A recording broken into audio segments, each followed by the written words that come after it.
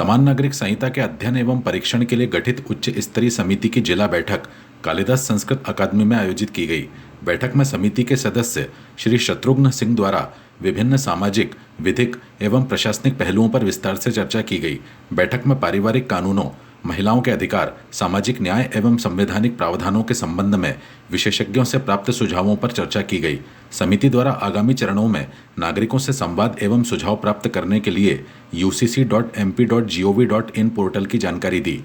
बैठक में राज्यसभा सांसद संत बाल योगी उमेशनाथ महाराज, विधायक अनिल जैन कालूहेड़ा, नगर निगम अध्यक्ष श्रीमती कलावती यादव, विक्रम विश्वविद्यालय कार्य परिषद सदस्य राजेश सिंह कुशवाहा, शहर काजी खलीकुर रहमान, जिला बाल विकास समिति सदस्य श्रीमती प्रीति गोयल, पाणिनि संस्कृत विश्वविद्यालय कुलपति शिवशंकर मिश्रा ने अपने सुझाव रखे। बैठक में समिति सदस्य कानूनविद अनूप नायर, शिक्षाविद गोपाल शर्मा और सामाजिक कार्यकर्ता बुधपाल सिंह शामिल हुए।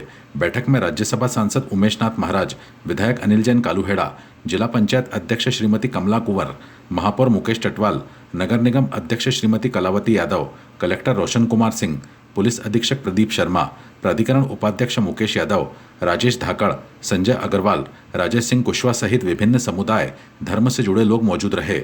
बैठक के अंत में आभार समिति सचिव अजय सिंह ने माना। धर्म के नाम पे समाप्त होना चाहिए, जाति भेद भी समाप्त होना चाहिए, जातियों में अगड़े पिछड़े जो सरकारी तौर पर भी चल रहा है उसको भी समाप्त होना चाहिए। और रहा सवाल कि जब महिलाओं को भी बराबर के अधिकार की बात होना चाहिए।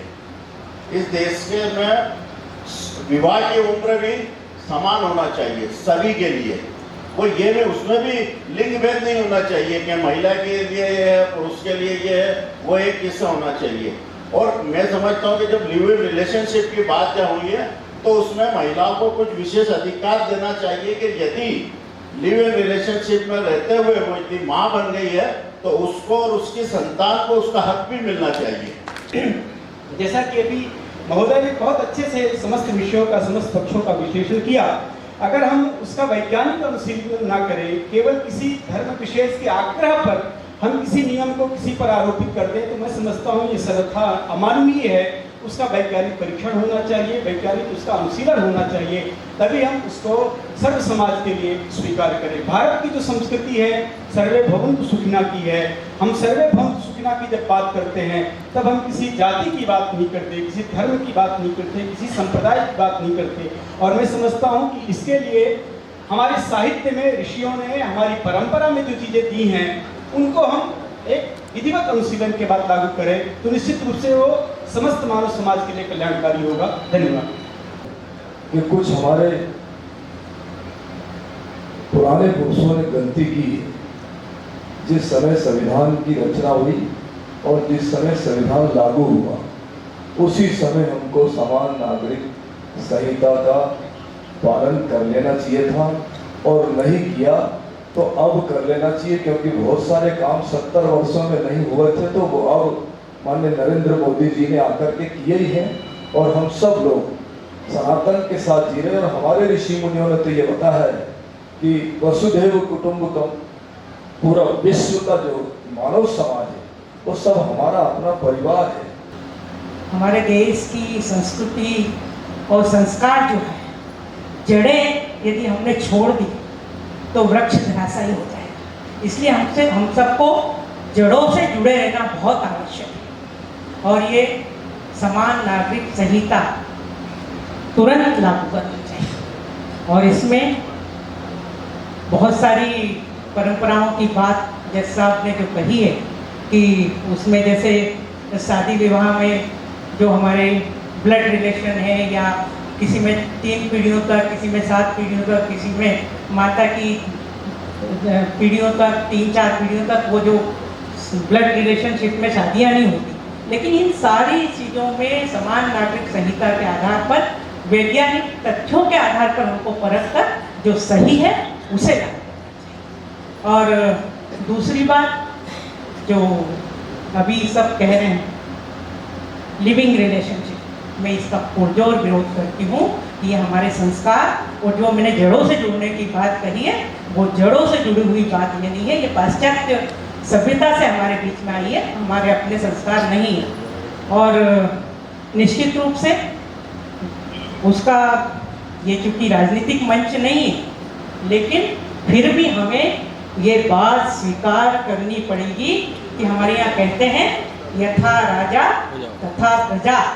तो जितने वर्षों तक जिन लोगों ने राज्य किया है उन्होंने हमें पाश्चात्य की तरफ ही देखना सिखाया है, हमारी जड़ों की तरफ, हमारे स्वयं की तरफ, हमारे स्वाभिमान की तरफ देखना ही भुला दिया था। हमारे बच्चे भी पाश्चात्य की तरफ देखना शुरू कर दिया था, सबकी सोच और विचार ही बदल गए थे। लेकिन जब से देश में भारतीय जनता पार्टी की सरकार आई, उसमें चाहे देश के यशस्वी प्रधानमंत्री श्रद्धेय अटल बिहारी वाजपेयी हो, चाहे नरेंद्र मोदी जी हो, उन्होंने हमें स्वयं की तरफ देखना सिखाया। और आज हमारी नई पीढ़ी को हम देखते हैं तो उनके सबके भी मानसिक स्तर और सोचने समझने का नजरिया और विचार बदल गए।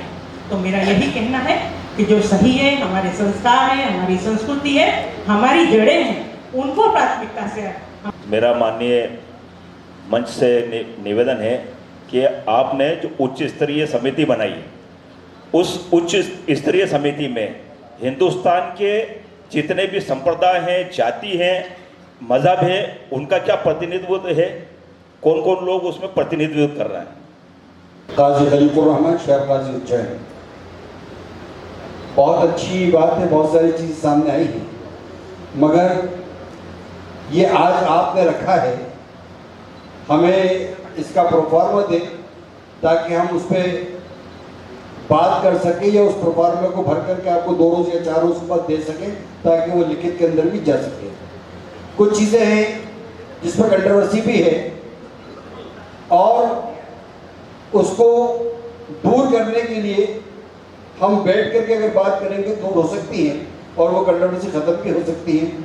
मगर आज जो बात सामने आई है, हमारा निज़ाम तो एक बरसों से चला हुआ आया है और इसको चलते हुए 1400 बरस हो गए और उसमें बहुत सारी चीज़ें हैं। आज हम लिविंग की बात करते हैं, मजहब इस्लाम के अंदर संसार करने की सज़ा है उसको, चाहे वो लड़की हो या लड़का हो।